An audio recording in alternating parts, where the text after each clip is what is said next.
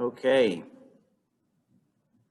There he is, the new champion, Stephen Fulton Jr. Congratulations on a terrific performance in an excellent, exciting fight.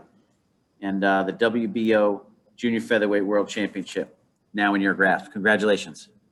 Thanks. I appreciate that. Okay, we have some members of the press online here. We have Keith Eidick in person. Let's start with Keith, boxing scene. Go ahead.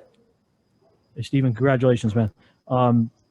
You beat him at his own game. How good did that feel to be able to do that, and how intent were you to do that going into the fight? It felt good and it feels good, and I was more so looking to beat him at his own style.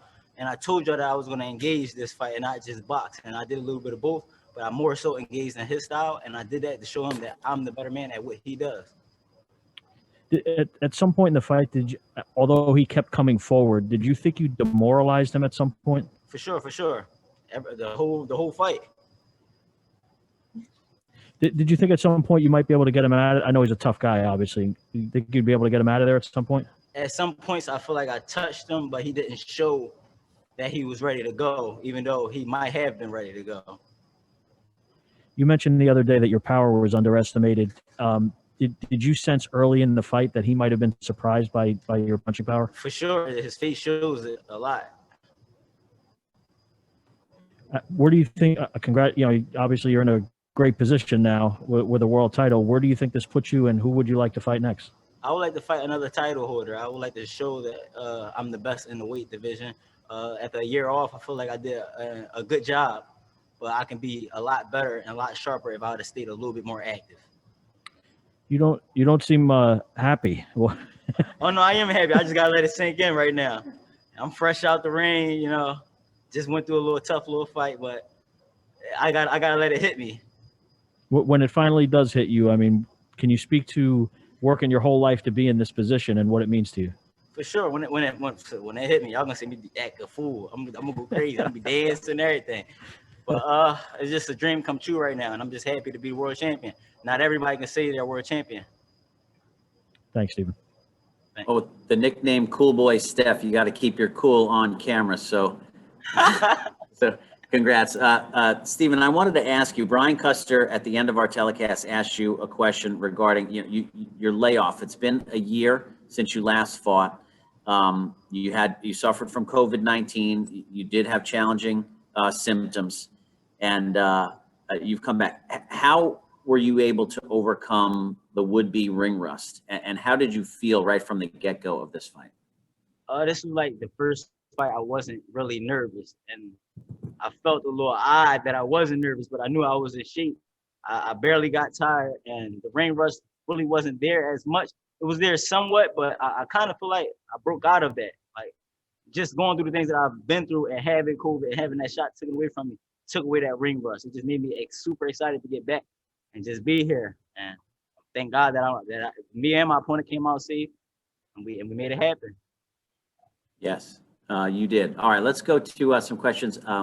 Sean Zattel from FightHype. Sean, if you can unmute, go ahead. Hey, Stephen, what a great performance tonight.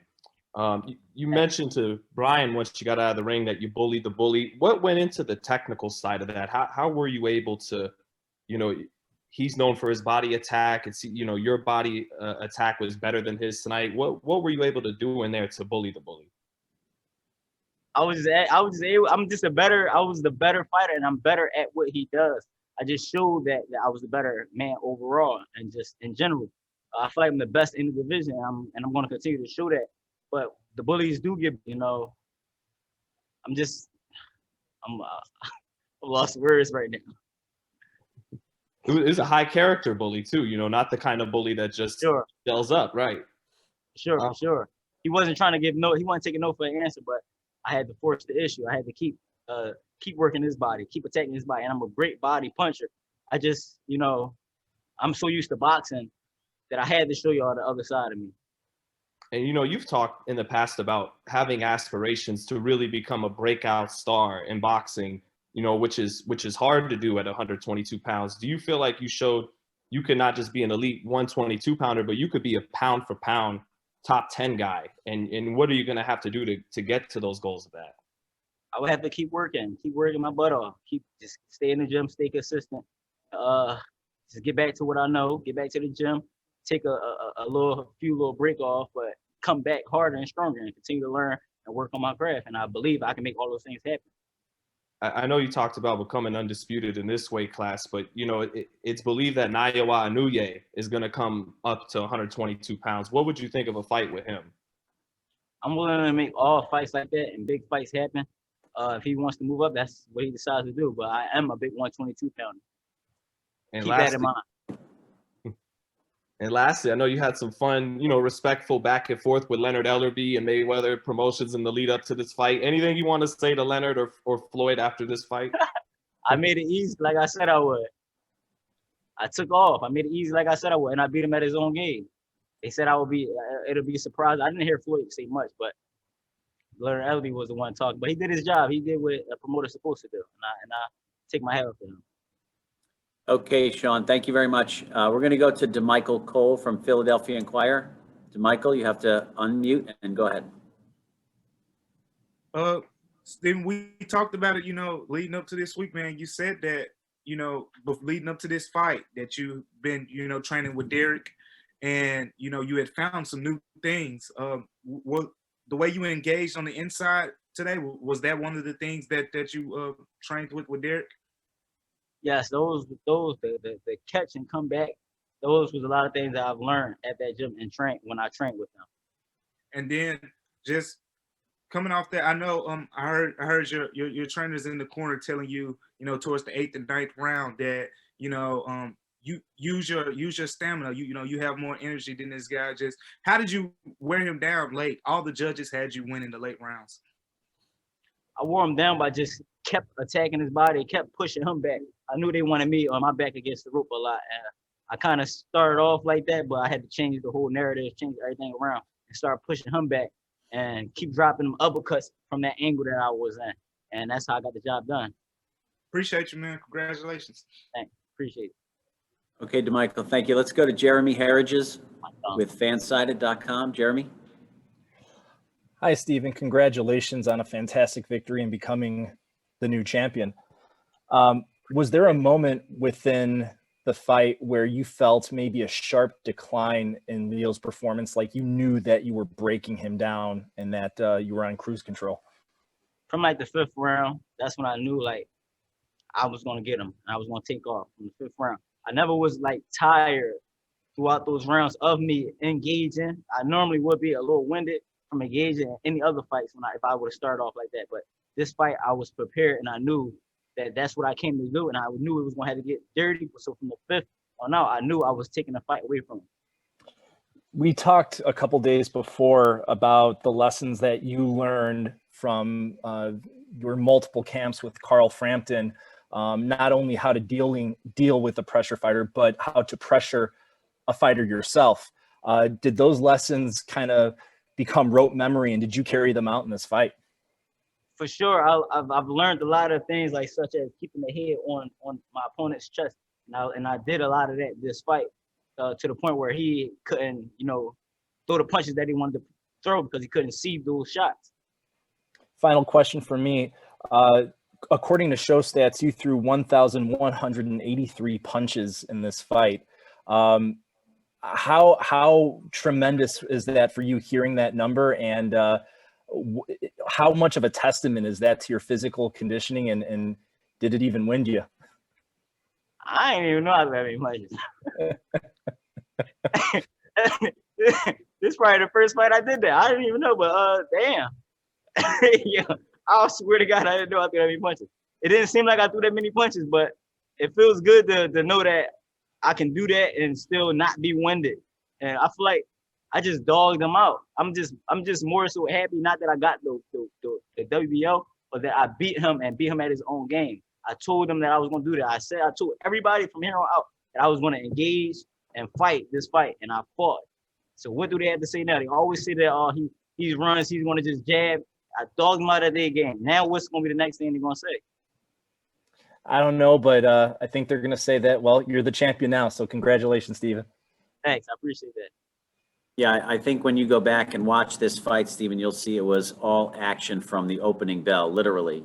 Terrific fight and very exciting to watch. Let's go to Ben Baby with ESPN.com. Ben, unmute, and you can go ahead. My face banged up. Hey, Stephen, how's it going? It's going good. Hey, Thanks. you know, you kind of mentioned this on the call with Brian. You said that you kind of made an adjustment early. It looked like Leo was landing some good hooks at the beginning of the fight, and then you kind of went to the inside. Was that kind of to smother him from getting those hooks off and to find that success inside? For sure. I noticed that he was landing a lot of good right hands as I was pulling back. And that's some of the things that my trainer told me not to do when we was in the dressing room. But I made the adjustments like I always do. And from that point on, I feel like I smothered his shots so he wouldn't be able to land those again. And I noticed every time I threw a jab out, he was coming back with a right hand or a shot of his own. He was landing a lot of good, clean shots in that first round and the early rounds on, but I, changed the whole game plan. You know, for you, a lot of talk about this coming into the fight with you having to battle COVID. I know you took a couple months off for training. I mean, were you surprised at any point at how well you were able to go? Like you said, he was leaning forward. It looked like he was trying to catch his breath. And you were the one that had to deal with the pandemic or the virus a lot worse. I mean, were you surprised at any point with your conditioning? I wasn't surprised because I knew what I came to do. I already knew this was going to happen. I knew what I came to do. I knew I came to make a statement and fight this guy. I didn't come to just box. I came to fight him.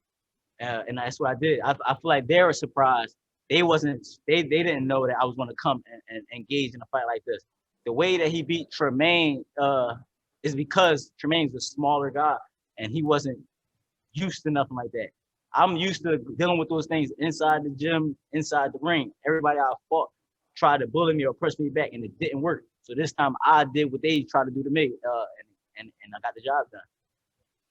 You know, is there any guy specifically that, you know, you've kind of talked about this a little bit, but there's anybody specifically you'd like to unify with or try to unify some of these belts at 122? Oh yeah, I would like to Louis Neri, Brandon. I want to fight him at that same way. Fight him in his fight. They say all I do is run too. I want to fight him. MJ, I welcome him out of his little retirement thing. Whatever he's doing, a long layoff. I want champions. I want to be undisputed. I want champions, all champions. I mean, how good does this feel? You've had to wait so long. You know, y'all have had this fight delayed twice because of COVID. I mean, how good does it feel to finally have the belt and finally kind of have this kind of performance after waiting months for this? Oh, it feels good. It feels great. You know, it's going to hit me later on. I know it is. Right now, I'm just fresh coming out, and it's like I'm still thinking about certain mistakes that I've made. No one wants to make mistakes in that ring. I made a lot of those little dumb mistakes, and I just want to fix those things. Awesome. Thanks, Stephen. All right, let's just take two more here. Thank you, Ben. Let's go to Corey Erdman. Corey, if you unmute, go ahead. Stephen, when we talked last week, you mentioned that having gone through what you went through with COVID, that it changed your perspective, that you didn't take things for granted anymore. Did that have anything to do with the way you came out and fought in this fight, just not wanting to take anything for granted and coming out more aggressive than we've seen you in the past? Yes, that is exactly why. And that's why I came out the way I came out. That's why I feel as though I wanted to take the fight and engage more and really fight. Because I feel like I lost it. You really, it's like you start to appreciate things when it's taken away from you. And that's what happened when boxing was taken away from me during the whole pandemic, not just August 1st, but the whole pandemic. I didn't fight. And it was like, the gyms was closed. I felt a little depressed. And that's when I realized that, damn, I really do love boxing. This is something that I really need in my life. So, yes, I did take it for granted, but now I'm getting it right. By the way, to follow up on your punch stats, apparently your number of punches is the third most in the history of the division. What do you think about that? Well, what's the number one? I got outpunched them. What's the number one? That I don't know yet, but yeah, you got to go and catch them. Find that out for me, please, and hit me up. And lastly, everyone was very impressed with your work on the inside. But I think a lot of people don't understand kind of the complexities of fighting on the inside. Can you talk about some of the technical things that you were doing on the inside to get to him as frequently as you were? I feel like me being in the inside, I forced my whole body, my head and his chest, along with pushing my left liver shot and left inside shots. And I kept throwing a smaller inside punches to hit the center of his stomach while he was coming more so on the outside trying to hook. I stayed right there and I got in the inside of his body. Awesome. Thank you so much, man. Congratulations. All right, let's just go to our last one. David Melandra Jr. from Philadelphia. David, go ahead. Hey, Stephen, first off, congratulations on the win.